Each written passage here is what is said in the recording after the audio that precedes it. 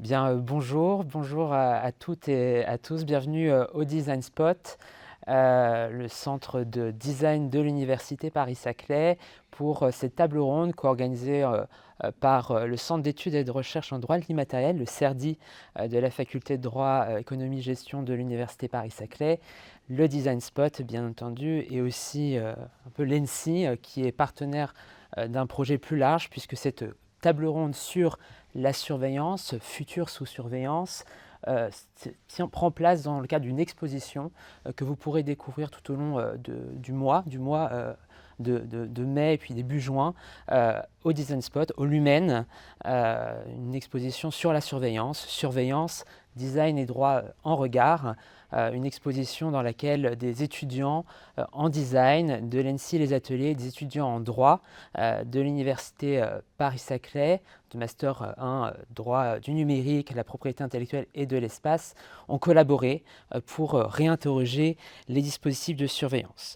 Alors, la surveillance, elle s'écrit, la surveillance se raconte, se rêve aussi, autant qu'elle s'exerce. Et derrière chaque dispositif se cache en réalité un imaginaire de contrôle, un imaginaire de protection aussi quelquefois, des imaginaires qui sont autant désirables dans certaines hypothèses ou indésirables. Et si ces imaginaires avaient tout autant de poids que les lois et les techniques, c'est un peu la question fil rouge de cette table ronde, de ce débat, hein, cette rencontre interdisciplinaire, puisque c'est une rencontre interdisciplinaire entre le design et le droit, aura pour objectif justement de démêler la place de ces imaginaires sur cette question de la surveillance. Alors pour en débattre, j'ai vraiment la chance de pouvoir avoir ce panel magnifique qui justement reflète l'interdisciplinarité du débat entre juristes et designers, avec David Forest qui est maître de conférence habilité à diriger des recherches en droit à l'école de management de la Sorbonne et qui est aussi chercheur associé au CERDI de l'Université Paris-Saclay, qui est aussi, j'ai envie de dire presque accessoire, mais ce n'est pas forcément le bon mot, mais également délégué du médiateur du livre. Lorraine Picard, qui est directrice adjointe du département design de l'École normale supérieure de Paris-Saclay, qui est chercheuse au centre de recherche en design de l'Université Paris-Saclay. Régis Châtelier, responsable d'études prospectives au laboratoire d'innovation numérique de la CNIL. Et enfin, Léa Lipera, qui est designer, cofondatrice d'une agence de design, d'une agence qui s'appelle Design Friction, une agence spécialisée en design spéculatif. Et je pense qu'on peut aussi le mentionner, c'est qu'elle est cofondatrice de cette agence avec Estelle Harry, qui a coordonné l'atelier de projet à l'ENSI sur la surveillance, donc qui était en fait à la direction pédagogique du projet que vous pourrez retrouver au Lumen, au Design Spot. Alors, merci d'avoir accepté de participer à cette table ronde. Et donc, pour commencer finalement le débat, puisque c'est l'idée d'un débat ici, je vais commencer par une question peut-être simple, mais pas si simple que ça. Comment définir la surveillance? Est-elle aujourd'hui subie? Est-elle partagée? Est-elle toujours visible?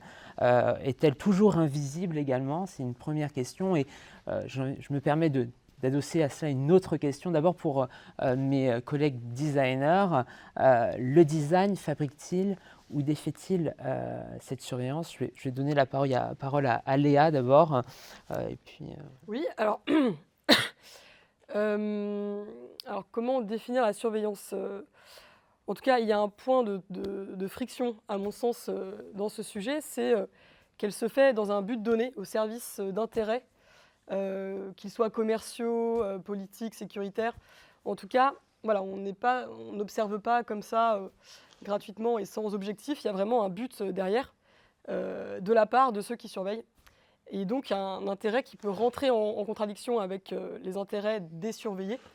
Et c'est là qu'il y a un premier point de tension. Et un autre point de tension, c'est la question de la transparence, du coup, puisque on a une forme de transparence forcée euh, pour celles et ceux qui sont surveillés, notamment aujourd'hui, puisque cette surveillance prend la forme du coup d'une intrusion dans nos quotidiens par le biais de tout un ensemble d'objets connectés dit un peu abusivement intelligent.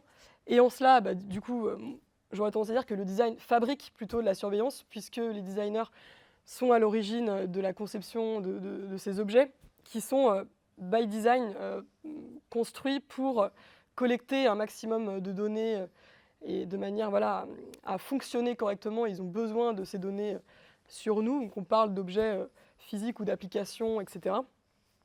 Et du coup, en cela, on est forcé à une transparence quand, dans le même temps, on a une opacité de ces mêmes technologies.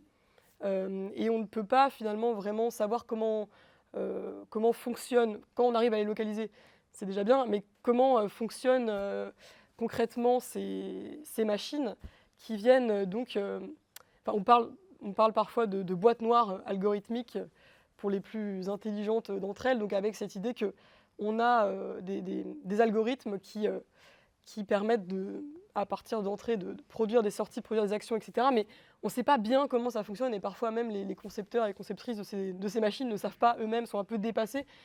Donc voilà, je dirais qu'entre transparence et opacité, c'est ça le point de tension.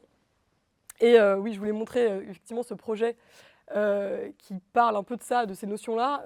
C'est la Transparency Grenade de la transparence, de l'artiste et ingénieur Julian Oliver. Et donc vous voyez, c'est un objet un peu provocateur qui prend la forme d'une grenade soviétique et qui embarque un micro et tout un ensemble de capteurs.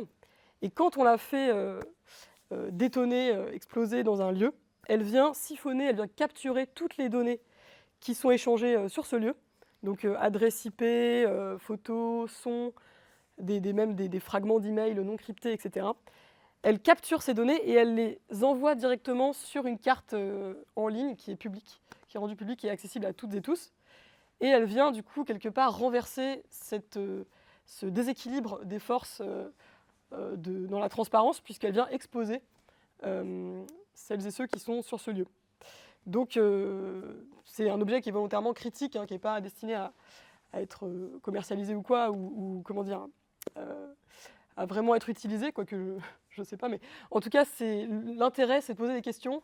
Et là, ça pose la question du coup de la faillibilité de l'infrastructure numérique sur laquelle on se repose et à laquelle on fait vraiment confiance un peu trop, et on ne devrait peut-être pas. Et le fait qu'il y a des sphères comme ça d'opacité dans les gouvernements, au sein des entreprises, etc. Et donc, ça vise à...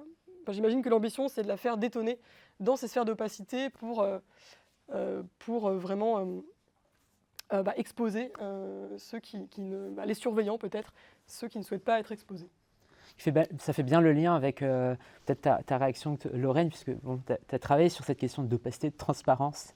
Le web et la transparence, c'est le titre de ta thèse. Donc, je ne sais pas si tu aurais matière à réagir aux premiers éléments de... Oui, tout à fait. Merci Léa, je vais compléter un petit peu.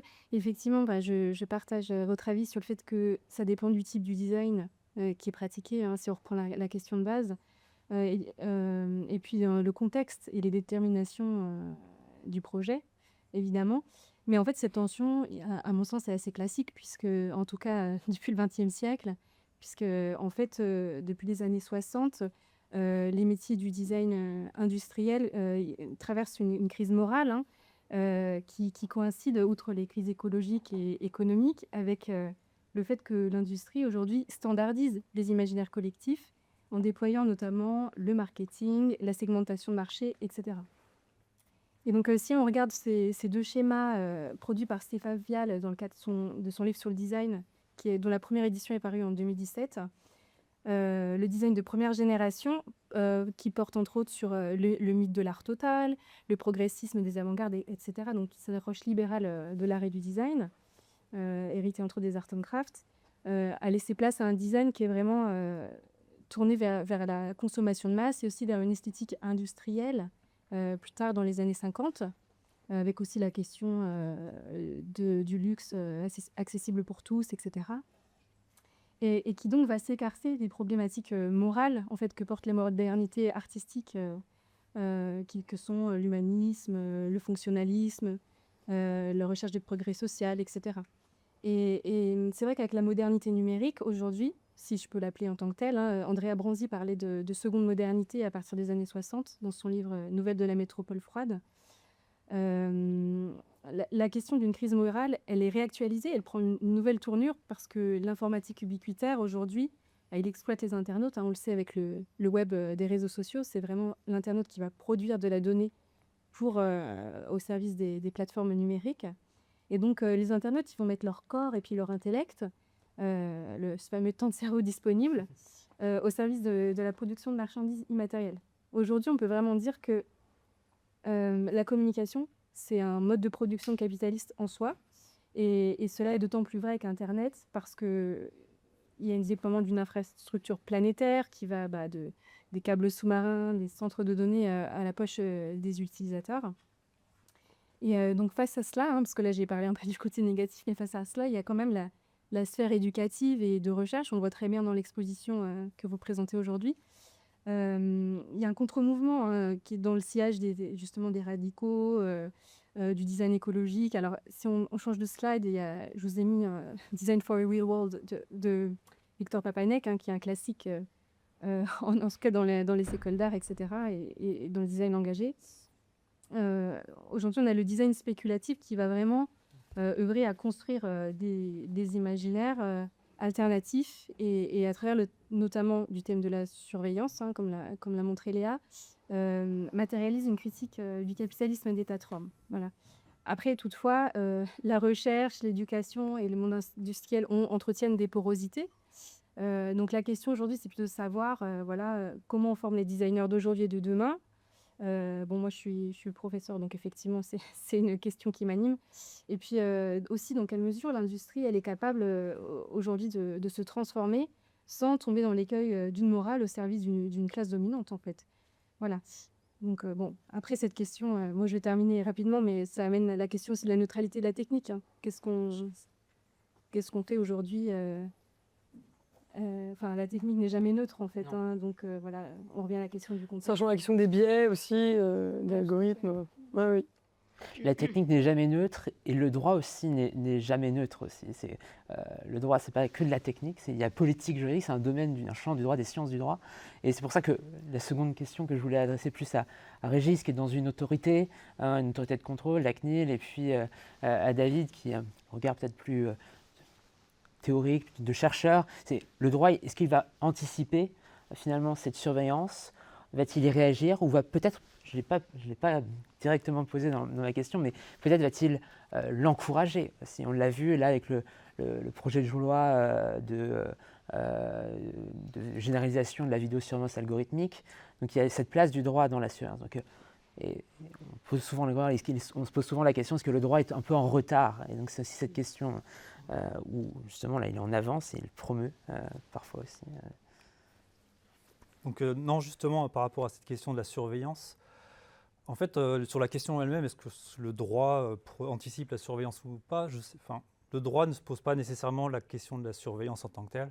Le droit est le produit du débat démocratique et politique dans un cadre démocratique pour produire de la loi qui produit du droit. Donc c'est le produit d'un débat déjà qui souvent est pour répondre à une question on va plutôt la nommer sécurité, santé ou tout autre domaine, pour mettre en place des systèmes qu'on va pouvoir qualifier de surveillance. En général, ce n'est pas revendiqué le terme de surveillance déjà par le droit. Ça peut arriver peut-être, mais en général, il n'est plutôt pas revendiqué ce terme. On en parlera après, on a pu le changer pour protection notamment.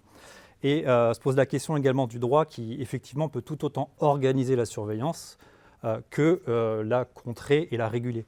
C'est-à-dire que justement l'exemple de la loi, dans un cadre où d'une part on a aussi posé un autre droit qui est celui relatif aux libertés fondamentales. Ici, ce qui nous concerne, c'est la protection de la vie privée, protection des données, qui figure dans la charte de l'Union européenne des droits fondamentaux, sur la base duquel le RGPD vient poser des protections pour les personnes. Et au moment où on va organiser la surveillance dans un cadre type loi LOPSI sur la vidéosurveillance, les protections, ou la loi JO, alors ça va venir en confrontation avec un autre droit qui, lui, a pour vocation à protéger les personnes et les droits fondamentaux. Alors, il va y avoir une rencontre, une confrontation entre du droit qui produit de la surveillance et un droit qui prévient des abus de la surveillance. Donc finalement, le droit, je ne sais pas s'il est avant, après, il est aussi pendant. Et donc, finalement, il est constitutif de tout ce qui fait la société, la surveillance en étant un des éléments dans ce cadre. Donc, du fait, à un moment donné, on est dans un cadre où il y a une forme de balance des droits à tous les niveaux. Donc, il peut y avoir du droit, non pas contre le droit, mais avec le droit. Et il se posera toujours la question, qu'est-ce que soit le sujet, de la balance entre un objectif, un texte et un autre, et comment on va justement faire cohabiter les deux. Et c'est le travail de, juste pour précision, les personnes qui ne connaissent pas bien ce qu'est la CNIL. La CNIL ne produit pas le droit. Le droit, il est produit par le législateur, donc, donc soit à l'échelon national, soit à l'échelon européen. Elle vient seulement faire en sorte que le droit soit bien appliqué. Donc de fait, on est nous-mêmes contraints par un cadre qui est issu du politique. Donc c'est d'abord une question politique, avant de devenir du droit, avant de devenir de la régulation et de la protection des données en ce qui nous concerne. Oui, on peut peut-être préciser que la surveillance n'est pas une notion juridique, ce n'est pas un concept juridique. Ça décrit un comportement et qui d'ailleurs ne répond pas à une définition univoque. On peut peut-être la définir comme l'observation de comportements humains ou non à des fins d'évaluation, de contrôle ou d'analyse. Bon, ça peut être une définition commune. Surveillance qui définit également la période, indépendamment du droit, puisqu'on parle de société de surveillance depuis 15 ou 20 ans, société de surveillance qui serait le pendant diabolique, l'envers ou le revers de la société de l'information qui a émergé à l'heure de la grande convergence des télécommunications et de l'audiovisuel avec Internet. La surveillance définit également le régime de production. Pour Shoshana Zuboff, c'est vraiment le cas, puisqu'elle parle d'un capitalisme de surveillance qui serait fondé sur l'extraction du surplus informationnel résultant de nos activités.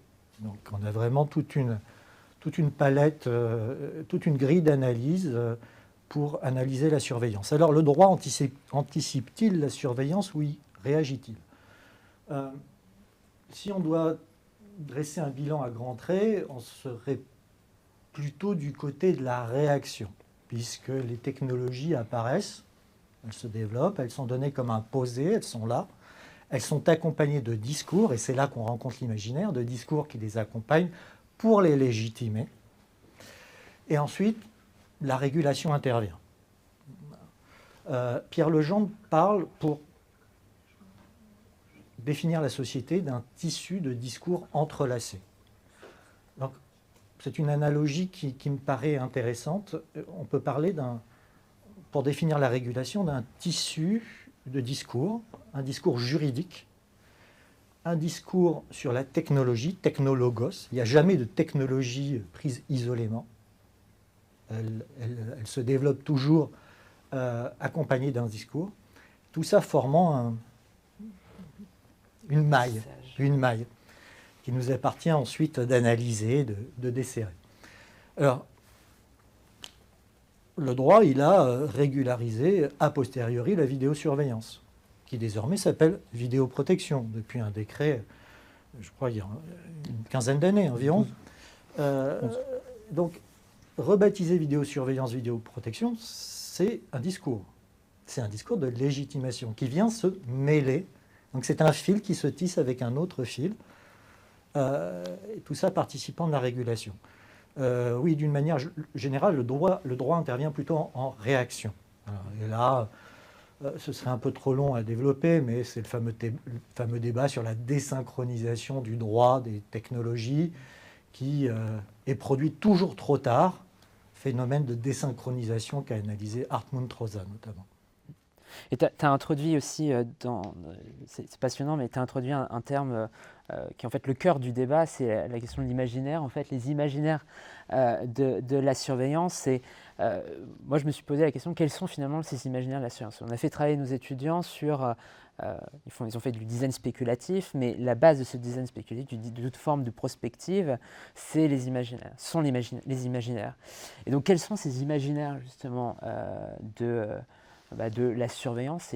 C'est la question que je veux vous poser. Et d'abord à Léa et à Lorraine, comment les designers participent-ils, parfois consciemment, parfois pas consciemment, à la fabrique justement de ces imaginaires? Et une question qui est aussi liée, puisqu'on entend souvent parler de la responsabilité du design, je pense sur plein de sujets contemporains, les dark patterns, pour en citer qu'un, où les designers mettent en forme justement cette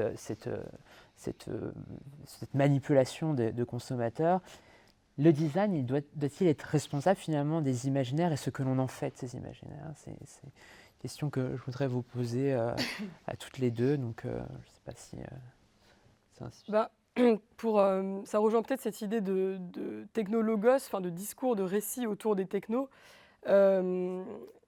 Tout objet finalement de design est porteur d'imaginaire, ou de mythes ou de fantasmes. Enfin, en tout cas, effectivement, il n'y a pas juste la technologie comme ça isolément, il y a tout un ensemble d'évocations. Par exemple, un drone, on peut se dire que ça évoque voilà, le mythe ubiquitaire ou l'omniscience. Le ChatGPT, c'est peut-être la créature dévouée, etc. Donc on peut toujours attacher finalement des mythes. Et la question, c'est de savoir effectivement quels sont les imaginaires qui naviguent autour de ces dispositifs de surveillance. Peut-être que le problème, c'est qu'on en est resté à des imaginaires assez datés maintenant. Je pense souvent à Big Brother, à Orwell, à la télé-réalité, aux prisons, etc. Donc en fait, des choses assez datées maintenant, alors que la surveillance s'opère différemment aujourd'hui.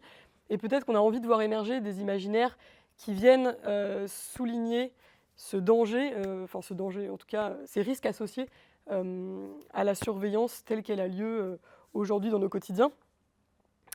Donc je vois, Fabien, que tu as affiché ce visuel. Effectivement, je peux en parler rapidement. C'est dans le cadre d'un projet qu'on a mené pour les étudiants de l'université d'Oslo, l'Oslomet, qui travaillent sur ces questions de smart home, donc des habitats connectés. Donc, à savoir qu'en Norvège, il y a une grande confiance envers les autorités et puis les grandes entreprises, en l'industrie. Donc en fait, il y a peu de méfiance et peu d'esprit critique par rapport à tous ces objets connectés qui sont assez répandus en plus. Et donc on voulait les faire réfléchir par rapport à leurs environnements familiers et à ces objets qui les entourent dans leur foyer. Et essayer de changer les imaginaires par rapport à ces objets du quotidien. Donc on a créé une espèce de boîte d'activités, de jeux d'enquête inspirés du Cluedo, donc avec un imaginaire comme ça autour du crime. Et en fait, ce sont des crimes qui sont opérés par les objets connectés de la smart home, donc qui sont coupables ou complices des crimes. Donc là, on a un purificateur d'air avec toutes les données qui vient collecter, etc. Ces données qui sont envoyées ensuite sur des serveurs, qui peuvent être analysées, etc. Donc évoquer aussi le fait que les données, elles ne restent pas forcément au sein du domicile, mais qu'elles voyagent et qu'elles sont, elles sont stockées sur des data centers et qu'elles arrivent dans les mains d'acteurs tiers.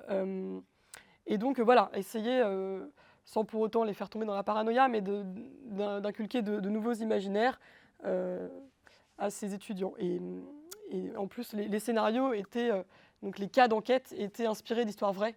Donc on avait par exemple ce lien avec ce qui s'est réellement passé, donc des objets connectés appelés à témoigner à la barre dans le cadre d'une affaire de violence à domicile, ou bien ce cas d'aspirateur, vous voyez les Roomba connectés, qui a été prendre en photo dans sa salle de bain, même sur ses toilettes, une jeune fille. Et l'image a été ensuite envoyée dans un data center, en tout cas, elle a été traitée ailleurs. Et puis elle est arrivée à portée de clic de travailleurs qui sont chargés de modération de contenu, etc. Puis elle les a fait beaucoup rigoler. Là, on parle du Venezuela, hein. Donc on est vraiment, vous voyez, la donnée a voyagé. Et elle a fini sur des forums, donc il y a eu une donnée intime qui a circulé et qui est devenue publique. Donc il y a des vrais enjeux, et puis c'était essayer de raconter ces histoires pour renouveler, rafraîchir un peu les imaginaires par rapport à ces objets et à la surveillance qui s'opère par leur biais. Oui, alors pour compléter, comme l'a très bien dit tout à l'heure, il y a vraiment aussi un imaginaire de l'opacité qui est présent, en tout cas dans les œuvres que moi j'ai pu analyser. Et donc si on prend par exemple le projet de MetaHaven, on peut changer de slide. Black Transparency, The Right to Know in the Age of Mass Surveillance. Donc c'est un livre qui a été fait par enfin même un pamphlet hein, contre la surveillance du capitalisme des plateformes. Donc, il y a déjà quelques années, en 2014, et donc dont le design graphique met vraiment en place une esthétique de la révélation et de l'opacité, à travers notamment, on peut regarder la couverture, hein, il y a des trous qui laissent apparaître une image. Il y a donc ces saturations de couleurs versus, bon là on ne le voit pas, mais les textes écoulés de manière très, très sobre, comme un livre de poche. Et puis donc ces multicouches hein, qui sont caractéristiques de la transparence telle que peut l'interpréter l'artiste. Et en fait, ce qui est intéressant, c'est surtout cet oxymore, hein, la transparence noire. Je trouve que c'est une expression assez intéressante, puisqu'en fait, elle en dit beaucoup sur la transparence communicationnelle, enfin l'ère de la transparence communicationnelle que nous vivons aujourd'hui, qui est en fait la transparence des corporations, la transparence des nations, et qui souvent en fait met à défi la notion de fait, et qui réactualise le rapport entre transparence, secret et vérité dans nos démocraties occidentales. Donc l'idée, en fait, ce que font ici les designers, c'est vraiment de souligner les contradictions de cette société dite transparente en jouant avec les codes du graphisme. Voilà. C'est intéressant, je me permets un commentaire avant de donner la parole aux autres panélistes. Tu parles d'opacité, mais quelquefois j'ai l'impression aussi que la transparence est tout sauf opaque. Alors peut-être que c'est plus commun, mais les caméras de vidéosurveillance, je pense que le fait de matérialiser ces caméras, les rendre visibles quelquefois, je pense notamment à un travail d'une sociologue qui s'appelle Nadège Ressia, qui a travaillé justement sur la forme de ces caméras et l'emplacement de ces caméras. Et elle a travaillé, son terrain, c'était une ville plutôt on va dire de droite, pour ne pas dire d'extrême droite, et ces caméras étaient ostensiblement implantées au milieu de ronds-points, sur des endroits stratégiques pour qu'on puisse les voir. Et donc, ils avaient un rôle au-delà de capter, donc d'analyser, d'anticiper, et du coup de montrer qu'il y avait la place de l'autorité dans ces quartiers, justement, dans des zones urbaines. Et donc, je trouve que c'est assez intéressant de voir que certes, certainement, surtout dans le web, parce que c'était aussi principalement son travail, se fait sur le web, on est sur l'opacité, mais que dans l'espace public, on est moins sur l'opacité que sur l'ostensible, en fait. Et je trouve qu'il y a une contradiction ici. Et moi, je me posais cette question de savoir comment le droit, justement, naviguait entre tout ça. Et c'est un peu la suite... on a d'autres projets. Voilà. La suite logique, c'est comment le droit va... on va dire, interagir avec ces imaginaires. Quel rôle joue le droit dans la structuration de ces imaginaires, les permissions, les interdictions, etc. Et inversement, ces imaginaires influencent-ils finalement la fabrique du droit, donc le législateur. Donc le législateur, c'est un terme un peu bien joli, mais finalement, ce sont des députés, ce sont des politiques. Donc ces imaginaires-là de la société de surveillance, du quotidien, influencent-ils finalement de ceux qui écrivent la loi. Et la suite, c'est les politiques publiques aussi, mais c'est un autre sujet. Je ne sais pas si ça inspire... Allez. Bon, alors, l'imaginaire de la surveillance, c'est, selon moi, un imaginaire de l'anti-surveillance ou de la contre-surveillance telle que décrite dans les utopies, et à titre paradigmatique, celle d'Orwell, 1984, qui a véritablement colonisé nos imaginaires. Tant et si bien qu'on en vient à ne plus pouvoir imaginer la surveillance sans 1984. C'est un constat. Alors comment en sortir ? Alors, les designers ici fournissent des billes et donnent des pistes pour en sortir, mais c'est vrai que c'est un imaginaire qui est omniprésent. Alors la place du droit dans cet imaginaire, c'est essentiellement sous la forme de l'interdit, puisque ce n'est pas la liberté qui est la règle, mais c'est l'interdit, la codification des comportements, l'enrégimentement, la caporalisation, le culte de la transparence contre l'opacité. Le droit, c'est le grand autre, pourrait-on dire, dans cet imaginaire. celui qui nous veut du bien, mais celui qui nous opprime tout aussi bien. Je vois que tu avais aussi proposé des visuels plus d'architecture. Est-ce que tu peux... Oui, alors parmi les topos de la surveillance, on a bien évidemment le panoptique de Jeremy Bentham, donc ça c'est 1791, le plan d'une prison modèle. Alors je ne vais peut-être pas m'attarder là-dessus parce que c'est assez connu, hein, c'est une prison sous forme circulaire, au centre de laquelle il y a une tour, de laquelle les surveillants peuvent surveiller sans être vus. Donc, et c'est devenu un symbole du pouvoir, l'œil du pouvoir, disait Foucault. Alors, ce projet de Bentham a inspiré d'autres projets. Alors, il y a celui de Romain Haroux. On voit un détenu dans sa cellule faisant sa prière devant la tour de surveillance. Alors, depuis, c'est un pénitencier qui a été concrétisé, hein, qui existe. Ça évoque vachement la caméra de surveillance sur le rond-point dont tu parlais. Absolument. Parce que je vais y venir, on est dans l'imaginaire ici du cercle, de l'œil. Et on ne sait pas si ça filme, Du rond, oui. quelque part. Alors, peut-être... Non. Voilà. Alors, ça, c'est une salle, la salle du théâtre de Besançon, vue à travers la pupille d'un œil par Ledoux, donc un architecte néoclassique utopiste, hein, classé dans la catégorie des utopistes au mi-temps du XIXe siècle. Alors là, la circularité est omniprésente avec la transparence également, puisque on voit une espèce de rayon de lumière qui traverse la pupille et qui traverse l'espace physique. Donc je dirais que tout y est. Alors, toujours parmi les architectes utopistes, Boulay avec le projet de cénotaphe à la gloire de Newton, toujours la forme du cercle. Plus près de nous, 1932, un architecte monumental soviétique, Moïse Ginsburg, projet pour le palais des soviets de Moscou. Ici, c'est l'architecte qui se fait le relais du législateur et du code, puisqu'il va transcrire dans l'espace formel le code du pouvoir. Donc ça, c'est assez intéressant de ce point de vue-là. Alors d'une manière générale, c'est le cercle qui est associé à la surveillance. Et peut-être avec la dernière slide, ce sera... alors cette slide, ça c'est un détournement que j'ai retrouvé dans mes archives. Ça c'est la fin des années 90, dans la revue Science et Vie, je crois. Et on a ici détourné le logo d'Intel. Normalement c'est Intel Inside, du nom du microprocesseur. Détourné en Big Brother Inside. Et on retrouve une forme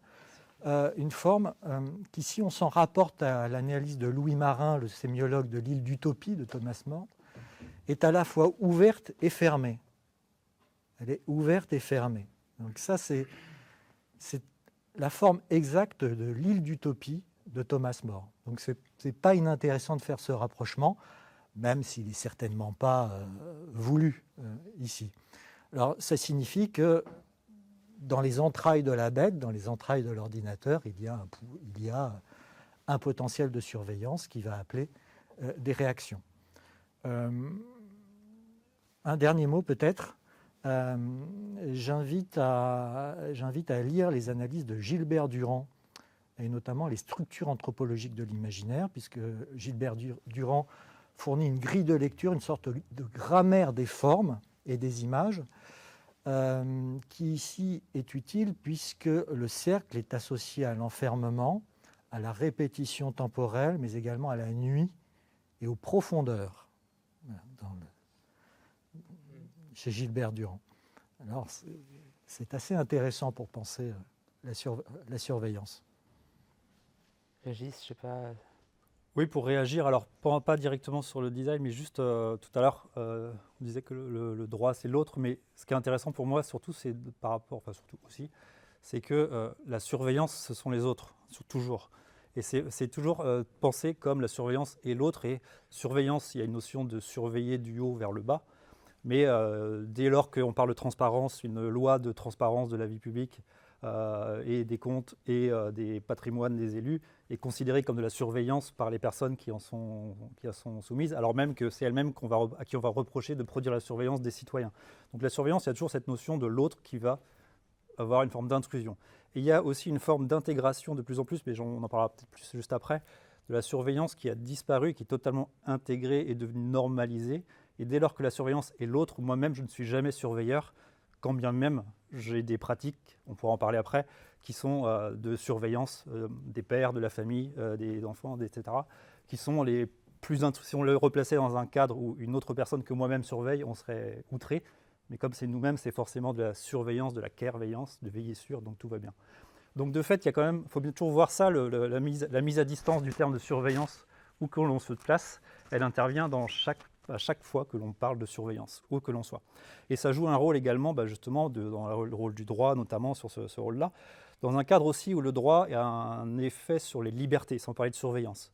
C'est-à-dire qu'on avait eu l'occasion, dans notre dernière production, l'an dernier, on s'était posé la question sur l'intersection entre protection des données, protection des données et de l'environnement, sur la définition des libertés, les libertés contraintes. Savoir que quand, dans les années 80, on a rendu obligatoire la ceinture de sécurité, ça a été considéré comme une loi liberticide. Le fait de ne pas fumer dans un lieu public était considéré comme pas possible. Parce que si vous alliez dans un bar au début des années 2000, c'était une cage à fumer, et tout le monde trouvait ça normal. Aujourd'hui, ce ne serait pas le cas. Et les gens n'étaient pas forcément contents qu'on les empêche de fumer. Donc il y a une forme de normalisation du fait que nos libertés peuvent être contraintes, et ça peut devenir normal. La surveillance, ça pose d'autres questions parce que ça vient contre parfois nos libertés. Mais par contre, il y a une forme d'intégration de la même manière, avec cette idée que justement, les imaginaires auxquels on va se référer, nous, sont avant ceux du design, c'est ceux de la fiction et des récits fictionnels, où on voit bien, ce qui est intéressant, nous, l'exercice qu'on fait régulièrement, c'est d'aller chercher des fragments de fiction sur nos sujets. Et j'ai l'habitude de dire souvent qu'à chaque fois qu'on va retrouver une idée qui nous paraît insensée dans de la fiction, il y a toujours quelque part un start-upper qui a eu l'idée de la mettre en place, sans forcément penser négativement. Il y a un business model, bien sûr, mais même en pensant sincèrement c'est une bonne idée, ça peut arriver. Et donc, et de fait, il y a cette idée que les gens vont mettre en place des systèmes en mettant le côté surveillance en dehors de leur propre projet, puisque leur projet est nécessairement bon, tout simplement. Et se pose la question, à partir de là, est-ce que les imaginaires influencent la fabrique du droit, et surtout ici des politiques publiques? À mon avis, oui, dès lors que, justement, de la même manière que je vous disais qu'on intègre une forme de limite à nos libertés, on peut aussi complètement intégrer le fait qu'un imaginaire devient d'une certaine manière performatif, à caractère performatif par lui-même. Je reprends l'exemple de la vidéo. J'ai eu l'occasion de travailler dessus l'an dernier, notamment, et aussi de travailler sur les travaux de Guillaume Gormand, qui est un chercheur, qui est un des rares à avoir travaillé sur l'évaluation des caméras de vidéosurveillance et du fait qu'on les utilisait ou pas concrètement. Alors spoiler, on ne les utilise pas, mais on les installe. Il y a très peu d'usage en vrai au final, beaucoup moins par rapport au nombre.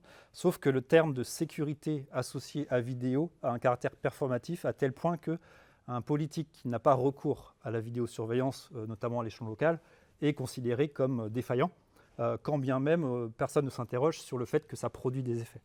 J'avais l'exemple d'une commune en Ile-de-France qui n'avait pas de caméra de vidéosurveillance, parce qu'eux-mêmes avaient le calcul qu'il était intéressant de mettre de l'argent dans une autre politique publique, mais c'est la pression de la population qui a fait qu'ils ont fini par en mettre, parce que ça n'était juste plus tenable. Et ce qui fait que cette surveillance qui était l'autre, qui était plutôt marquée plutôt à droite historiquement, je parle des vidéosurveillance, et finalement maintenant il n'y a pas un maire de n'importe quel bord politique qui n'installe pas de caméra. Sauf qu'on se rend compte qu'il y a, dans les faits, c'est que quelques pourcents de cas où on va avoir recours à ces systèmes.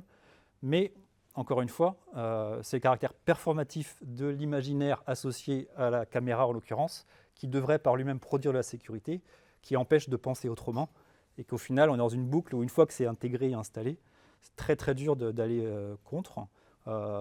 Et de se poser la question même de l'usage de ce qu'on a voulu mettre en place. Donc qui vaut dans ce cadre de la caméra, qui est le plus connu, bien sûr, mais qu'on pourrait se poser dans d'autres cadres, sur d'autres sujets. Donc finalement, de l'imaginaire fictionnel, le fait de le réutiliser, le fait de produire du droit, le fait de finir par y croire, finalement, ça crée un continuum où une fois qu'on est vraiment dedans, dès lors que les personnes qui font mal ne sont toujours les autres, alors va se poser la question de cette intégration des imaginaires. Mais il y a une certaine forme de conscientisation quand même que, enfin, Régis, tu parlais justement de vidéosurveillance versus vidéoprotection. Donc il y a une forme de sélection à un moment du mot, Oui, le terme lui-même. du terme Oui, pour évoquer un autre imaginaire. Ouais. Et ça, Tout à fait. à quel moment ça Mais vient finalement c'était en 2011, 12, je ne sais plus. Mais le fait que l'ensemble des communes de France s'installent, c'est même avant, enfin c'est sur les années 2010 où ça s'installe. Mais il y a une forme de validation du fait qu'on n'est plus sur la surveillance, mais de la protection. Et je voulais en parler aussi, mais c'est ça qui est intéressant justement. En changeant le terme, on finit de lui donner, en fait, on le retourne, où on évacue complètement cette notion de surveillance qui a toujours une notion péjorative en fait, dans le discours. Oui, alors est-ce que l'imaginaire influence la régulation? Il y a un exemple qui me vient en tête qui est assez central, c'est la loi informatique et liberté, qui est née du projet Safari, donc d'interconnexion par le ministère de l'Intérieur de fichiers, à des fins assez vertueuses, puisqu'il s'agissait de traquer la fraude sociale, donc l'intérêt général. Et pourtant, c'est un imaginaire historique de la persécution qui a été mobilisé par les journalistes, Philippe Boucher, l'Article du Monde, Safari ou La Chasse aux Français, et dans l'hémicycle de l'Assemblée nationale, pour s'émouvoir de cette expérimentation. Voilà.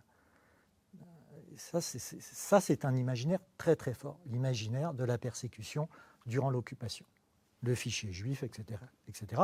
Il n'en était pas question dans l'expérimentation, mais ça a permis de penser la dérive. Et c'est toujours inscrit dans la loi informatique et liberté en 2025. Les données à caractère sensible font une place particulière à la race, la religion, l'ethnie. Le numéro de sécurité sociale fait l'objet d'une disposition spécifique. Donc, c'est vraiment emblématique de mon point de vue. Et alors, justement, là, on a fini le constat des imaginaires et de l'influence sur le droit éventuellement. Et la seconde phase finalement de la discussion, c'est de se dire, est-ce que les imaginaires peuvent permettre d'imaginer justement la surveillance autrement et le droit de la surveillance. Alors je me permets cette création, il n'existe pas de droit de la surveillance, il y a tout un tas de, c'est très morcelé, tout un tas de textes qui s'y appliquent, mais qui n'existe pas véritablement de droit de la surveillance. Comment les imaginaires vont pouvoir finalement influencer la production, qu'elle soit normative, juridique, et de design des industries. Donc la première phase, c'est la surveillance comme matériau de design. Est-ce que la surveillance peut être matériau de design ou objet de design? C'est-à-dire à la fois, peut-on travailler la surveillance comme le bois, comme l'acier, comme le plastique? Et est-ce qu'on peut produire de la surveillance? L'objet final, peut-il être de la surveillance?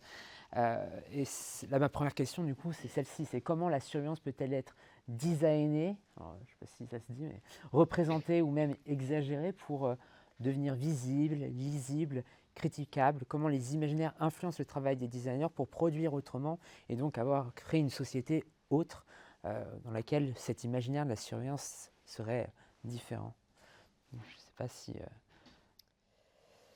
Oui, alors j'ai un projet qui peut peut-être résonner avec cette question.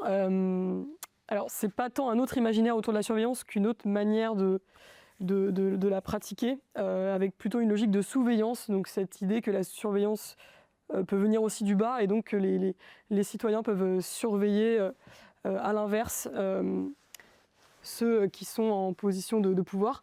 Donc là, c'est un projet en fait, qu'on peut rapprocher du phénomène de cop-watching, qui est donc une pratique qui consiste dès les années 60 aux États-Unis, avec le mouvement Black Panthers, à surveiller les policiers et les violences policières, et à les documenter. Et là, c'est un peu du coup dans cette lignée, mais ça se passe dans un futur à Hong Kong, avec des activistes qui vont, si on peut revenir juste sur le visuel d'avant, qui vont détourner un vêtement de sport connecté, un wearable de sport. Et ce vêtement est capable d'enregistrer des signes vitaux de la personne qui le porte. Et donc, en fait, ces militants vont le hacker pour enregistrer lors des manifestations les violences policières. Et ils vont mettre en place un système qui permet de communiquer en temps réel sur ces violences en envoyant, donc, vous voyez sur Twitter par exemple, à l'époque c'était Twitter, une alerte en disant voilà, je suis ici, j'ai été violentée, il y a des données biométriques qui sont enregistrées qui permettent de prouver ensuite ces violences. On enregistre donc les coups, etc., subis par ces personnes, et ça permet de mieux s'organiser et de se défendre contre ces violences-là. Donc on a finalement une forme d'action collective par le bas pour renverser les rapports de pouvoir et finalement s'organiser grâce à une technologie qu'on a détournée pour faire de la surveillance, mais dans un but de protection dans ces contextes-là bien particuliers. Je trouve ça très intéressant parce que c'est vraiment aussi les thèmes qu'aborde le collectif MetaHaven que j'ai présenté tout à l'heure. C'est vrai que eux, donc, leur idée, c'est vraiment, depuis 2010, enfin mais déjà un peu avant, mais ils travaillaient, donc en 2010, ils ont publié ce livre, Incorporate Identity, qui est aussi un essai critique sur finalement le détournement en fait, des imaginaires corporatistes et du graphisme corporatiste. Et en fait, c'est vrai que depuis l'affaire Edward Snowden en 2013 et puis avant de Chelsea Manning, donc les révélations de la surveillance de masse par les États-Unis, la NSA, etc., le collectif s'est vraiment engagé dans le renversement du coup de ces identités corporatistes et la transparence communicationnelle des nations. Et donc, leur but, ça a vraiment été de créer une identité anticorporatiste, celle de la désobéissance civile, à travers donc, la figure du leaker, qui se traduirait par fuiteur. C'est un nom qui est proche, en fait, du lanceur d'alerte, sauf que, voilà, il n'y a pas le même encadrement juridique, pour le coup. S'il y a une distinction à faire, je ne suis pas experte, mais voilà. Et donc l'idée, c'est vraiment d'utiliser l'information comme moyen offensif contre ce corporatisme-là. Et donc, si on peut changer de slide, en 2011, ils vont créer l'identité de Wikileaks, qui était donc le site web de Julian Assange qui a révélé ces surveillances de la NSA. Et donc l'idée, c'est vraiment de donner corps aux initiatives alternatives et les matérialiser. Alors, on ne matérialise pas la surveillance, mais voilà, à travers des jeux de transparence, parce que les deux concepts sont intrinsèquement liés. Transparence, c'est un concept plastique. Voilà, Qui est très présent dans le droit aussi. Voilà, tout à fait. Non, mais la transparence, c'est présent en philosophie, c'est présent dans toutes ces professions intellectuelles, en fait, en art, en physique. On parle de corps transparent, etc. Donc, elle a plein d'acceptions. Et bon, en tout cas, là, leur idée, c'est vraiment de faire de cette figure du leaker, du fuiteur, une figure glamour, une désirable. Et ça passe par le jeu de transparence. Mais alors, il y a deux choses, parce qu'il y a l'enjeu sociétal, critique, etc. Mais il y a aussi l'enjeu pour l'art, parce qu'ils ont aussi un discours pour l'art. L'idée, c'est vraiment aussi de renouveler les formes du graphisme corporatiste, qui est à l'œuvre depuis les années 50. Et donc, ils ont tout un discours comme ça, moderniste, qui revalorise les formes contre-culturelles du web, etc. Et puis, l'idée aussi de renverser complètement le graphisme tel qu'on le connaît. Et du coup, je trouve que le logo Transformed Intel Inside est très intéressant pour ça, à mettre en relation avec leur travail. Ah oui, c'est aussi une autre... Oui, c'est les détails de l'exposition. Là, ok, non, moi c'est bon. Non, mais c'est bon. Oui, si vous voulez, je peux enchaîner. Mais il me semble que vous vouliez poser une question d'abord, mais... Oui, ma question, c'est vrai que vous pouvez continuer, mais c'était est-ce qu'il faudrait créer un répertoire justement de la surveillance pour collecter justement tous ces fragments d'imaginaire. Alors j'aime bien parce que ça fait écho aussi au travail du Link qui collecte justement ces fragments d'imaginaire. D'ailleurs, j'ai vu que vous aviez une étude récemment, vous collectez actuellement des fragments d'imaginaire sur... les données post-mortem. Et donc toi, tu t'es intéressé justement, tu as fait une collecte de différents projets. Donc si tu pouvais nous en parler et faire le lien justement avec la question de la surveillance, est-ce qu'il faudrait finalement un travail équivalent, j'ai envie de dire? Alors, je ne sais pas si tant je vais faire le lien avec la surveillance, si ce n'est faire le lien avec la question de la visibilité. Enfin, en fait, le fait est que, oui, dans le cadre de ma thèse, donc j'ai constitué un corpus d'une 60aine d'œuvres. Oui, donc pour ma soutenance, j'ai créé une interface web pour présenter les différentes œuvres donc, avec la classification que j'ai menée pendant ce travail. Et puis avec surtout les thèmes critiques qui finalement font état, on les voit en orange sur le côté, qui font état vraiment de périodes et surtout de la crise morale, parce que c'est des thèmes qui finalement soulèvent des questions morales et éthiques aussi dans une certaine mesure.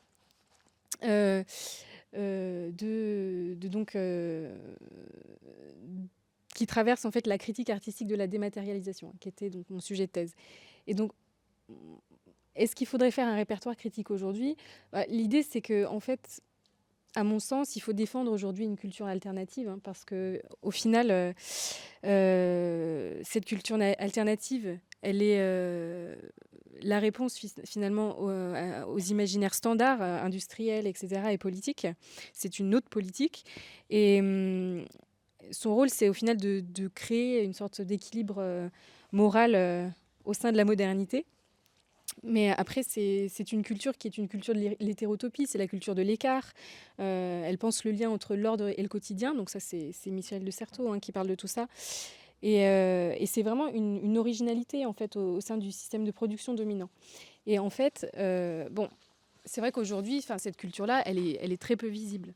En réalité. Donc l'intérêt de la montrer, de la rendre transparente, c'est aussi pouvoir montrer comment il y a d'autres moyens de mettre à distance le monde, d'ouvrir à d'autres imaginaires, etc. Et c'est une culture qui autorise, à mon sens, un ailleurs, une idée de diversité, de tolérance, etc. Et bien sûr, on est sur le plan de l'action symbolique. Ces projets de design ou d'art critique ne remplacent pas les luttes syndicales, les luttes pour le progrès du droit, etc. L'idée, c'est vraiment d'ouvrir des questions. Et parce qu'aujourd'hui, finalement, quand on regarde ce qui se passe sur la toile, que ce soit des questions de classification d'œuvres d'art à travers l'IA, par exemple. Aujourd'hui, on entraîne des IA à regarder des œuvres d'art pour reproduire des émotions humaines, mais on ne s'intéresse pas du tout à la dimension politique de l'art. Donc là, l'idée, c'est aussi de revaloriser la dimension politique de l'art, parce que l'art se pense aussi avec les professionnels de la culture, et que aujourd'hui, il y a un enjeu, en tout cas pour le champ de l'art et des sciences de l'art, etc., à travailler sur ces questions. Créer une contre-culture, créer d'autres imaginaires, des imaginaires qui pourraient être aussi, et je me suis permis cette insiste peut-être provocatrice, ces imaginaires pourraient-ils être source de droit, des nouveaux imaginaires pourraient-ils être source de droit? Alors je pense qu'on serait vraiment tout en bas de la pyramide de Kelsen, mais malgré tout, ils sont quand même présents et ils influencent ceux qui écrivent le droit, ceux qui interprètent le droit, ceux qui pensent le droit aussi, les chercheurs, et qui le critiquent, ce droit. Donc quelle place le droit doit donner finalement à ces imaginaires et récits de la surveillance? Peut-être ma première question serait en lien avec cette question pour David, justement, le législateur peut-il ou doit-il s'inspirer justement de ces imaginaires pour anticiper, on revient à la question de départ, et pour légiférer? C'est une question un peu large, mais qui... Il paraît que le droit, c'est la plus grande école de l'imagination. C'est assez connu. C'est une formule que tous les étudiants en droit connaissent. Moi, ce qui me vient à l'esprit, c'est les 3 lois d'Asimov, les 3 lois de la robotique d'Asimov, qui ont servi d'inspiration aux législateurs européens, voire même au Conseil d'État dans son rapport. Et je dirais que ce n'était pas très, très concluant, parce que l'imaginaire a servi de réservoir, ou plutôt de boîte à outils, un peu de solutions toutes faites, de prêt à l'emploi, pour répondre à des problèmes incommensurables. La régulation de l'intelligence artificielle, la domestication des algorithmes, pourrait-elle se suffire de 3 lois sous forme d'algorithmes tirés d'Asimov? C'est c'est bien de faire ce travail, mais peut-être aussi pour l'écarter. Donc, mais le législateur aurait toujours raison de mobiliser son imagination, de toute façon, évidemment. Peut-être un travail qui est moins présent à l'heure actuelle pour ceux qui produisent le droit, mais en tout cas, c'est un champ pour ceux qui régulent. Au LINC, à la CNIL, vous avez créé le LINC, ce laboratoire d'innovation, de prospective, qui réunit des designers, des sociologues. Je pense que c'est assez unique, je dirais en Europe, peut-être même dans le monde, avoir un laboratoire comme celui-ci. Ce ne sont pas simplement des juristes qui travaillent le droit. Justement, au LINC, comment vous travaillez ces imaginaires? Tentez-vous d'en faire émerger certains? Tentez-vous de réparer certains imaginaires? Essayez-vous de les réguler, puisque vous êtes une autorité de régulation, donc on pourrait se poser la question, quelle est la place d'une autorité de régulation sur les imaginaires? Alors, pour revenir au LINC et à nos travaux, le LINC, on ne s'appelait pas le LINC à l'époque, mais les activités innovation prospective, à partir desquelles on a eu recours au design, au scénario prospectif, au design fiction, ça date de début des années 2010-2011, donc ça a déjà pas mal d'années, effectivement. On est encore aujourd'hui la seule autorité de protection des données à avoir un tel recours à ces méthodes. Alors, depuis peu de temps, quand même, en termes de prospective pure, en Angleterre et un petit peu à l'échelon européen, ça a pu se faire, mais c'est encore très limité. Mais pourquoi c'était intéressant pour nous d'avoir une vision prospective dans laquelle on fait appel aux imaginaires et au design, c'est justement d'être un petit régulateur. Aujourd'hui, nous sommes bientôt 300. À l'époque, il y avait plutôt 150 personnes, je pense, 160. Sur un sujet qui va très très vite, trop vite pour le législateur, mais trop vite pour tout le monde en vrai. Et donc de penser un petit peu en dehors du flux pour essayer de se mettre en situation de penser des choses qui pourraient potentiellement nous arriver pour nous-mêmes et aux autres, en ayant recours à la prospective, était une manière pour nous justement de pouvoir ne pas être que dépendant de l'extérieur, mais d'aller chercher des sujets, aller penser les sujets différemment et prendre le temps de le faire. Ce qui peut paraître être un luxe, mais qui, in fine, alimente autant les personnes qui interviennent au sein de la CNIL que les personnes extérieures, puisque nous produisons de la prospective, non pas prospective stratégique pour nous-mêmes, prospective interne, mais du sujet en lui-même, qui a vocation à être partagé avec tout le monde. Et dans ce cadre, assez tôt, en fait, on a eu un recours aux imaginaires. Alors, pas plus tard qu'en 2013, d'ailleurs, ça va faire rebond à peut-être quelque chose que tu présenteras, mais non, ça c'est plus tard, je mets après. On avait publié la journée de Léa à l'époque sur la surveillance au travail, qui fait écho avec ce que tu vas présenter tout à l'heure. Non, c'était pas toi, on ne se connaissait pas encore. Sur une personne qui était bardée de capteurs Quantified Self, sur laquelle ses managers pouvaient intervenir pour lui préciser que peut-être qu'elle n'avait pas très bien dormi ou qu'il serait plutôt dans les temps d'aller se coucher parce qu'il y avait une réunion le lendemain, etc., etc. Et ça, c'était en 2013, au moment où le Quantified Self, la mode des capteurs, est arrivée. Et ce qui était intéressant, c'est que tout à l'heure, on parlait des imaginaires. Une chose aussi, c'est que à la CNIL en général, et ce n'est pas seulement les gens qui sont du LINC, en fait, les gens... c'est un peu les monsieur et madame Jourdain de la prospective et des imaginaires, c'est-à-dire que si vous mettez une donnée personnelle sur la table et que vous mettez 3 personnes de la CNIL, juristes ou pas, ingénieurs ou autres, ils vont la tordre dans tous les sens pour imaginer tous les usages possibles tiers qui pourraient être faits de cette donnée si on n'y prêtait pas attention. Et donc finalement, c'est une forme de gymnastique intellectuelle que l'on développe, si on ne l'a pas en arrivant, on la développe en étant à la CNIL, qui est intéressant pour nous de partager sous une forme différente, notamment en ayant recours au scénario prospective, au design fiction, pour que les personnes puissent penser non plus depuis leur quotidien, mais à partir d'un artefact fictionnel, pour être en capacité justement de se poser des questions qui ne sont pas juste de se dire est-ce que je respecte l'article 6, est-ce que je suis conforme à RGPD. Ça ne nous intéresse pas, nous, au sein du LINC, directement, mais c'est plutôt que les personnes prennent en compte ces questions globalement.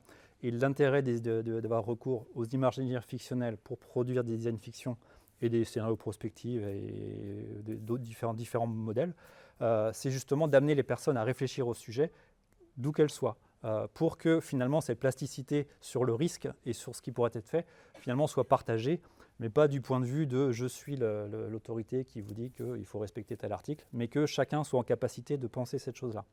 Et donc de fait, on en produit assez régulièrement, soit de manière internalisée complète, soit en ayant recours à des agences extérieures. Donc on avait travaillé avec Léa il y a quelques années.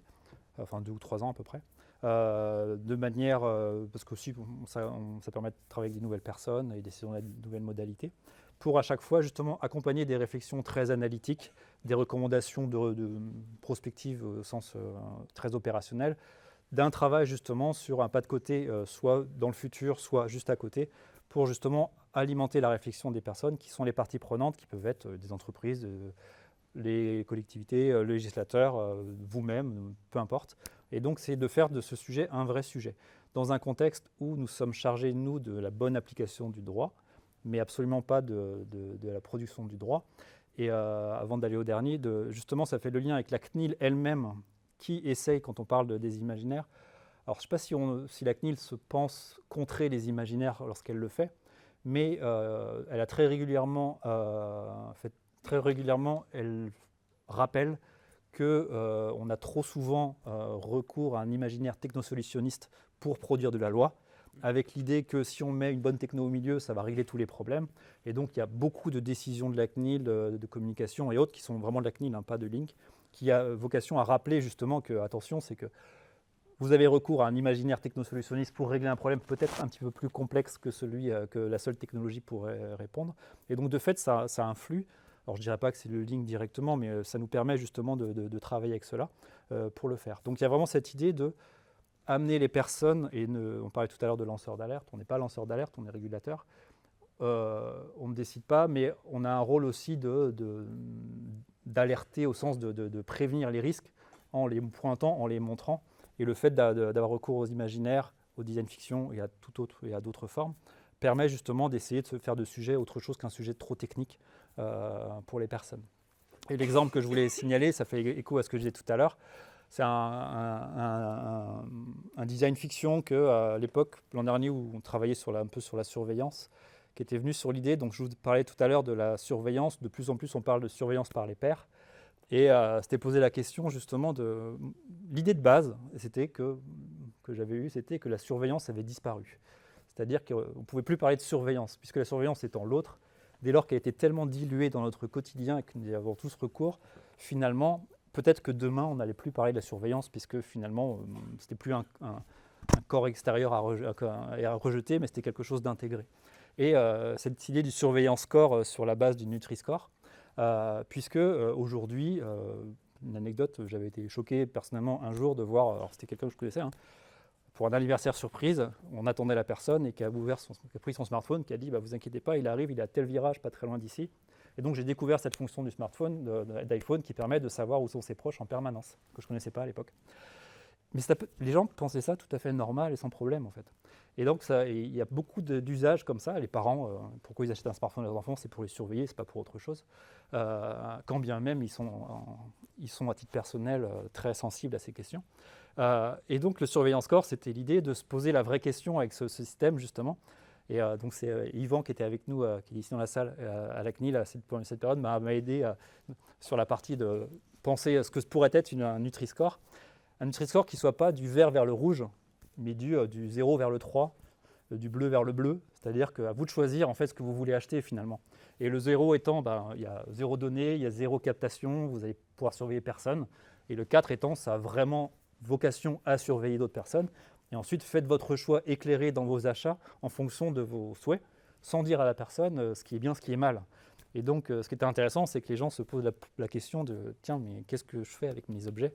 Et est-ce que finalement, c'est si normal que ça de surveiller mes notifications pour savoir si la personne a lu, etc., etc. Et finalement, ça fait partie des choses. Sur la surveillance, il y en a d'autres, mais de le contrer, justement, de se dire là, c'était plus à titre personnel qu'on se pose nous-mêmes la question de nos propres pratiques, au-delà du surveillant étatique ou capitaliste de surveillance. Et Léa, je pense que tu souhaiterais rebondir justement si on revient à la question du droit. Je ne s'est permis de mettre un projet de ton agence sur comment les imaginaires peuvent aussi construire le droit au-delà de la régulation. Vraiment le législateur, si on revient sur cette question. Oui, en fait, le design fiction, ça peut aussi effectivement avoir sa place dans la construction des politiques publiques. Et là, ce projet-là, en l'occurrence, il a pu aider d'une certaine manière le législateur à anticiper des applications d'une loi avant qu'elle soit votée. Donc pour vous donner un peu de contexte, en fait, on est en 2015 et il va y avoir un vote au Parlement britannique sur le sujet du vieillissement à domicile. Et la question, c'est de savoir si on souhaite aller vers du coup la possibilité de laisser les personnes âgées vieillir au sein de leur domicile, donc avec tout un ensemble, encore une fois, c'est décidément mon sujet, mais d'objets connectés qui permettent de les surveiller, de les soigner pour être sûr qu'elles vont bien, mais voilà, elles peuvent rester chez elles. Donc une approche assez techno-solutionniste pour faire écho à ce que disait Régis de ce sujet-là. Et donc, dans le cadre de ce vote de loi, donc Design Friction, notre studio a été appelé pour réfléchir avec les publics concernés, donc les personnes âgées et les aidants, à ce que pouvait donner un des futurs où on a cette loi qui est passée et ce que ça peut changer pour eux. Et donc c'était intéressant de voir qu'effectivement, ces personnes-là ont amené plusieurs enjeux pour elles lors d'ateliers qu'on a pu effectuer à leur côté, notamment la question de l'isolement, puisque c'est bien beau de vieillir chez soi avec des technologies, mais on peut peut-être se sentir un peu seul, et un angle mort de cette loi qui est le sujet de l'euthanasie. Donc la question était, si on est amené à vieillir chez nous en autonomie, est-ce qu'on peut aussi décider de quand on part? Et au-delà de cette question auquel il ne s'agissait pas d'apporter une réponse, la question c'était d'aborder en tout cas ce sujet de la fin de vie au Parlement dans le cadre du vote de la loi. Et pour incarner ces questionnements, pour faire que cette controverse soit abordée, on a donc construit Soulage, donc qui est une montre connectée qui permet de s'euthanasier en toute autonomie. Donc, je la fais courte, mais il y a tout un ensemble de manuels. Enfin, c'est un objet de design qui est pensé avec plein de petits détails qui le rendent crédible et en même temps qui signale que c'est une fiction. C'est pas un objet qui a vocation à exister dans le réel, mais qui incarne tous ces questionnements-là, avec aussi une pluralité de visions, puisque dans ce futur, donc, l'euthanasie est tellement commune qu'on a cet objet qui permet de s'administrer une dose de produit létal pour mourir, mais on a aussi des opposants à cet objet qui militent contre Soulage. On a tout un écosystème qui raconte cette vision du futur. Et pour l'anecdote, la montre a été amenée au Parlement, a été mise dans les mains du législateur, qui d'ailleurs a pu avoir des réactions assez viscérales de rejet, de peur de se faire piquer par l'aiguille, même si évidemment il n'y avait pas la substance létale dans la capsule, mais ceci dit, la montre est semi-fonctionnelle avec cet écran connecté. Mais c'est donc une manière assez forte de faire aborder des questions. Et effectivement, elle a ouvert donc, ce sujet de la fin de vie pendant les débats et puis avant que la loi soit votée. Donc ça permet finalement d'avoir une forme de législation peut-être plus concertée et en explorant aussi les angles morts de ces lois avant qu'elles existent dans le réel.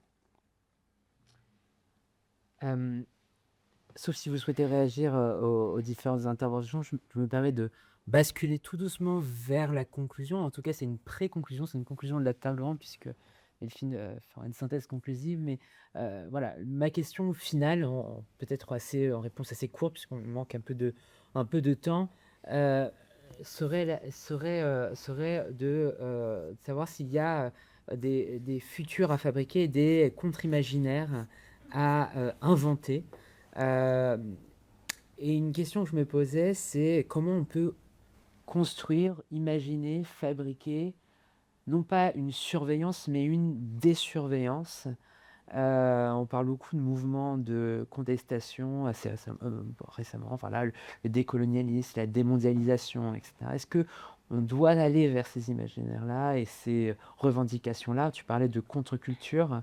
Peut-être qu'une désurveillance, c'est peut-être une contre-culture extrême, mais voilà, je voulais vous interpeller sur cette question de la désurveillance qui n'existe pas. En fait, je n'ai pas trouvé en littérature la notion de désurveillance avec ce préfixe, et donc c'était une question que je voulais vous soumettre.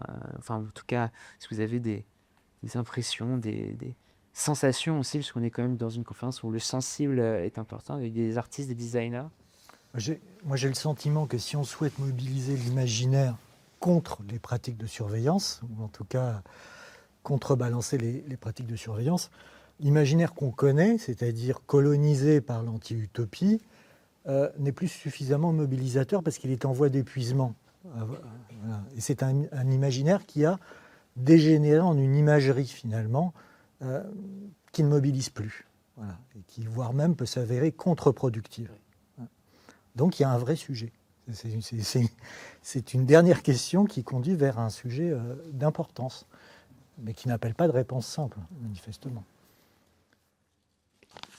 Peut-être brièvement, hein, parce que je ne suis pas sûre d'avoir la réponse, mais j'ai l'impression qu'aujourd'hui, l'imaginaire de la surveillance, il est du coup beaucoup injecté dans la régulation telle qu'on peut l'entendre dans la transition écologique. Donc on va surveiller les dispositifs je sais pas, d'énergie, par exemple, le compteur Linky, etc., qui génèrent de l'énergie. On va surveiller la nature, on va surveiller... Voilà. Donc il y a une espèce d'hyper-artificialisation comme ça qui est intrinsèquement liée à la question de surveillance. Donc que peut le design face à ça? Est-ce qu'il embrasse complètement ses imaginaires? Est-ce qu'il s'en détache? Je n'ai pas la réponse. Moi, je n'ai pas étudié des projets en ce sens, mais en tout cas, c'est peut-être presque... aujourd'hui, est-ce qu'on peut construire aussi tout un vocabulaire critique en art autour de la transition écologique qui est à la fois nécessaire et aussi à la fois marronnier de tout un ensemble de nouvelles industries, start-up, etc. et avec plus ou moins des démarches éthiques. Juste, je rejoins sur la question sur la question des imaginaires, justement, une forme d'épuisement des imaginaires. Parce que toutes les références fictionnelles sont des références du XXe siècle qu'on a pu redigérer à nouveau au XXe, mais il y a une forme d'essoufflement des imaginaires sur lequel on tourne, puisque finalement la technologie et les usages ont rattrapé nos propres imaginaires. Donc se pose effectivement la question des contre-imaginaires. Mais par rapport à la désurveillance, il y a peut-être des signaux faibles qu'on peut repérer d'usage de pratiques qui ne se veulent pas nécessairement révolutionnaires, mais qui sont plutôt à l'échelon individuel, parce que par exemple, c'est encore à la marge, mais la pratique de l'usage du dumb phone plutôt que le smartphone pour non pas tout enlever, mais en enlever une grosse partie, contribue au fait où les personnes se disent j'ai peut-être pas besoin d'être aussi connecté que ça. De la même manière, des personnes, le retour, et c'est encore une fois c'est de niche, mais chez les plus jeunes, le retour à de l'analogique pour la musique, où on se rend compte que peut-être que la rematérialisation de certaines choses en moindre quantité peut fonctionner. Donc voilà, donc c'est plus par rapport à la dépendance de chacun à ces systèmes qui fait que peut-être qu'il y a des signaux très faibles, encore une fois, de dépratiquer, arrêter la pratique de certaines technologies souvent associées ici plutôt au capitalisme de surveillance, qui pourrait éventuellement fonctionner, mais on en est encore loin selon moi. Une décroissance de la surveillance en fait. Ou désaccélération, c'est l'inversement de la courbe, c'est ça Bah oui, c'est vrai qu'on peut surveiller moins, on peut revenir à des choses analogiques qui vont moins nous siphonner nos données et faire qu'on est moins sujet de surveillance. On peut aussi surveiller différemment, donc on a un peu évoqué l'idée, mais cette idée de sous-veillance, de renverser les dynamiques et les rapports de force de la surveillance. Donc là, par exemple, c'est un projet de design fiction, encore une fois, qu'on a mené avec la CNIL, donc, dont Régis représente ici l'entité. Et l'idée, c'était, dans le cadre du R 2020, qui est un événement de la CNIL, d'imaginer des modes de contre-surveillance, justement. Donc, Rules Against the Machine, la machine étant donc, la machine surveillante.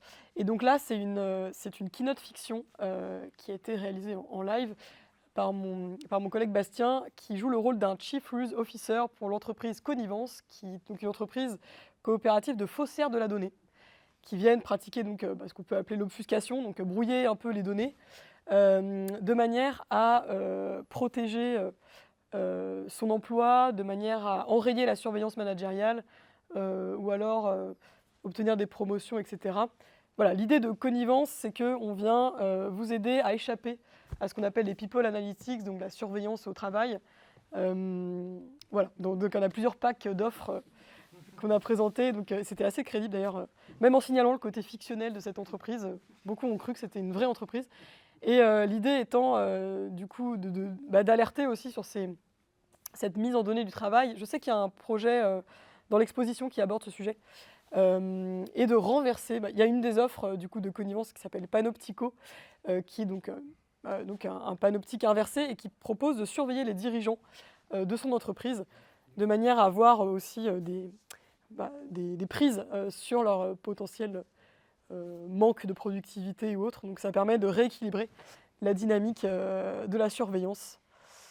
Et puis, alors ça c'est un autre projet, mais on peut aussi ouvrir avec cette question, c'est-à-dire que et si la surveillance se fait pour le bien commun, dans un but, sur le papier en tout cas, louable, c'est la question qu'on a posée avec ce projet, qui proposait d'utiliser des technologies de tracking dans un but éco-sanitaire, donc pour la santé ou pour l'écologie, plus précisément pour atteindre les ODD, les objectifs de développement durable.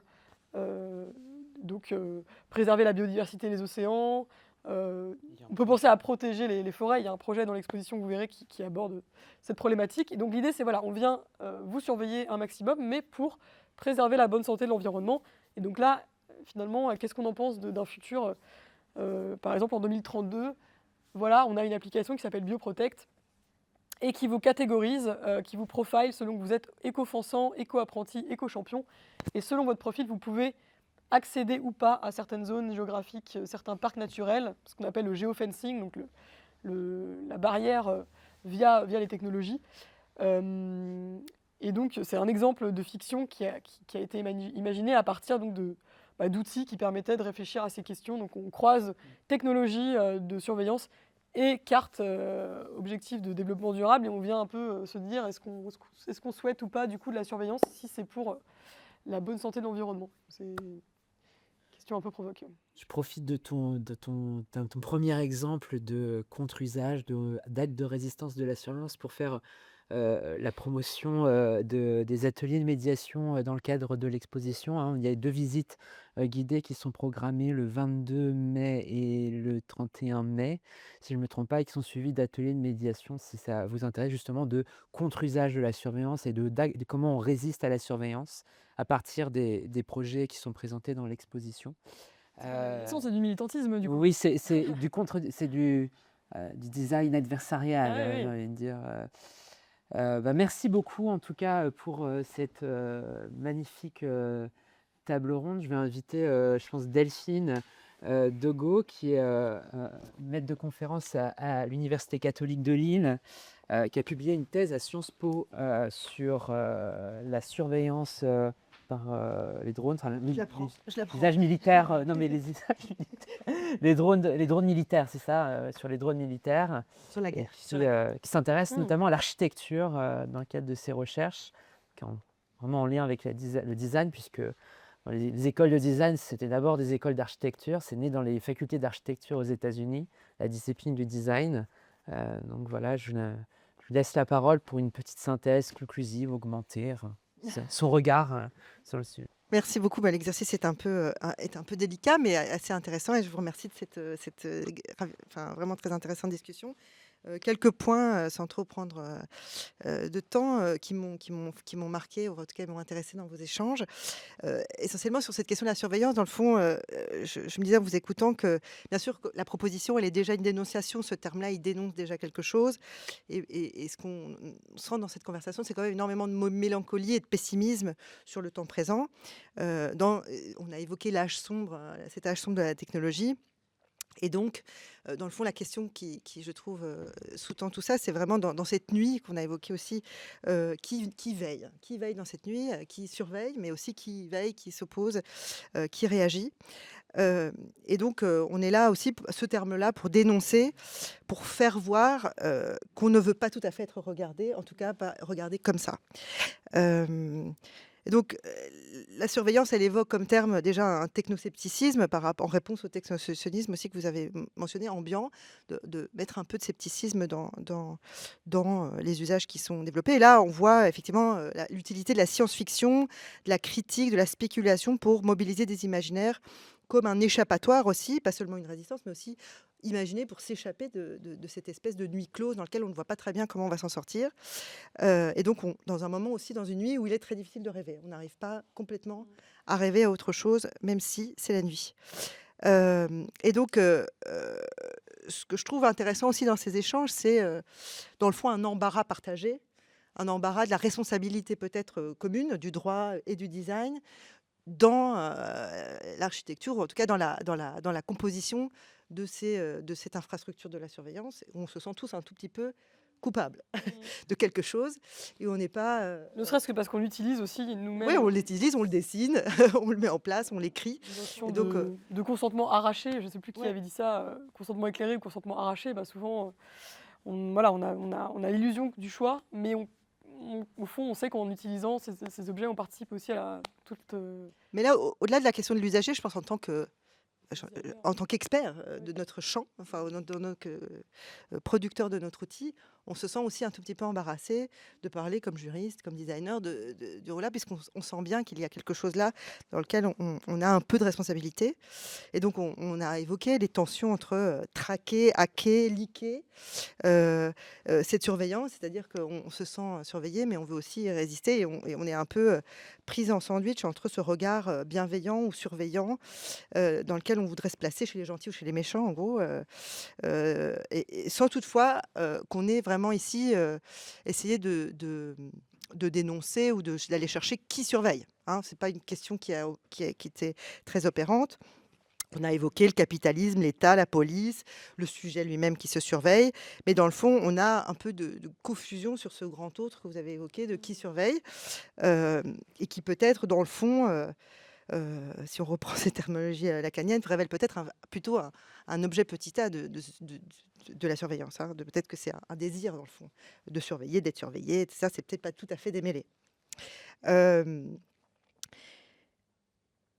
Alors, peut-être qu'il y a aussi une responsabilité partagée du design et du droit à construire une société dans laquelle il n'y aurait pas de friction, pas de conflit d'intérêts, ou dans lequel l'usager serait pas interrompu, les services seraient fluides, etc. Et donc on a peut-être aussi, dans cette ambition de rendre la société efficace, efficiente, ou je sais pas quoi, une responsabilité partagée de la mise en place de ces outils dans lequel on est un peu embarrassé. Et ça, j'essaie de mettre en commun ces questions de droit et de design, parce que dans le fond, on voit aussi qu'on ne sait pas très bien comment complètement conversés, même si on est intéressé, les juristes et les designers les uns par les autres. D'une part, les juristes, de manière plus importante aujourd'hui, essayent d'évoquer le droit comme une infrastructure. Le droit fait partie de l'infrastructure, n'est pas annexe, n'est pas superstructure, et en fait, le droit est infrastructure. Et le design, en revanche, se pense comme normatif, comme militant, comme critique, etc. Et donc, on fait une petite danse à deux comme ça, entre les deux disciplines, pour essayer de voir quel pourrait être le rôle de chacun. Mais dans le fond, ce que ces tables rondes montrent, ce que l'exposition montre, à mon avis, c'est quand même l'intérêt, la nécessité, mais aussi la difficulté de penser le design et le droit en même temps. On a parlé de maillage des discours, mais ici, voilà, des termes comme maillage ou dispositif, c'est un mot qui est évoqué beaucoup dans l'exposition, ou assemblage, comment le design ou la technologie s'assemble avec le droit, comment le droit et le design fonctionnent ensemble pour opérer soit la surveillance, soit la résistance à la surveillance, ensemble en fait, et sans que ce soit nécessairement l'un contre l'autre, ou l'un en réaction à l'autre, en critique de l'autre, mais précisément parce qu'ils marchent ensemble dans ce qu'on peut appeler, ce que certains dans la littérature appellent des assemblages techno-juridiques, dans le fond, qui fonctionnent de manière dépendante ou en symbiose. Et donc finalement... c'est là où finalement la manière même de travailler des groupes est un bel exemple de réussite, avec des juristes, des designers qui ont travaillé ensemble et qui sont arrivés à dans la formalisation. On a des textes de loi, on a des objets, on a des vidéos, on a tout un ensemble de médiums qui montrent qu'ils ont réussi à travailler ensemble et à penser des textes de loi tout en pensant aussi des applications, des enjeux, des effets de bord de ces lois. Oui, effectivement, je trouve que les projets, on travaillait. Interdisciplinaire. C'est une énorme difficulté, mais tous les projets ont ce côté de penser l'assemblage, hein, Oui. de penser comment ces choses ont en conversation, en C'est ça. échange, se sont construits l'un l'autre et sont pas complètement distincts, sont pas tout à fait en opposition. Et ça, je trouve que c'est vraiment très intéressant. Et c'est aussi autant intéressant que c'est difficile à faire. C'est-à-dire que c'est pas difficile, c'est difficile de manière disciplinaire parce que nos filtres ne nous le permettent pas, mais aussi de manière concrète de penser ces choses ensemble, c'est vraiment pas aisé. Et c'est fait de manière et à la fois poétique et à la fois très, très pertinent, je trouve, dans l'exposition. Donc, c'est pas des solutions, c'est des projets pour provoquer des questionnements, mais c'est un bel exemple dans la forme de collaboration interdisciplinaire. Et puis le link aussi. Le laboratoire de la CNIL fonctionne aussi, comme disait Régis, avec cette interdisciplinarité qui est assez enrichissante pour tout le monde, à mon sens. Peut-être pour juste conclure sur cette question de la surveillance, en vous écoutant, je me disais qu'il y avait un mot qui se répétait tout le temps, c'est la question du nous. Hein. Nous, on est surveillés, nous, enfin, il y a une espèce de nous contre eux, de constitution de quelque chose, mais qui dit peut-être que ce désir sous-entendu par le mot surveillance d'échapper au regard dit peut-être quelque chose sur ce qu'on voudrait comme qualité du regard aussi, dans le fond, et que on se sent mal regardé en tout cas. Et peut-être que c'est pas le regard qui nous dérange, mais sa qualité, et qu'il dit quelque chose, et c'est là que peut-être les imaginaires peuvent nous aider pour ouvrir là-dessus, peuvent creuser dans le sens de dévoiler un regard que l'on désirait plutôt, et que l'on aimerait voir porter sur nous dans cette nuit technologique. Voilà, merci. Merci à tous. Et puis, je parle pour... oui, Johan, je ne vois plus. Bon, je vais parler pour moi et pour le CERDI, pour la faculté Jean Monnet, pour le Design Spot. On vous invite tous à venir, et toutes, à venir visiter cette exposition qui est au Lumen pendant un mois. On a oublié de le préciser, mais qui aussi... sera en partie déplacé à la CNIL à l'occasion des Privacy Research Days, donc le colloque de recherche de la CNIL. Vous pourrez trouver certains de ces projets à la CNIL. Si tu rappelles les dates, je ne sais plus, c'est le 2 juillet. Le 2 juillet, au début juillet, dans Paris, et peut-être ailleurs, and beyond, on ne sait pas.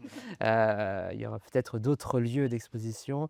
Et voilà, je rappelle les 2 dates si ça vous intéresse, hein, ceux qui nous écoutent à distance, ceux qui sont aussi ici, les 2 dates de visite de l'exposition, commentées, suivies d'un atelier si cela vous intéresse, pour les grands comme pour les petits. C'est le 22 mai et le 31 mai. Voilà. Merci beaucoup. Et puis, j'invite l'auditoire à basculer dans l'auditorium, découvrir l'exposition et passer sur la partie plus, peut-être moins académique, moins intellectuelle, vernissage, pour un petit verre d'amitié, féliciter les étudiants. Et puis, voilà. Merci beaucoup. Merci.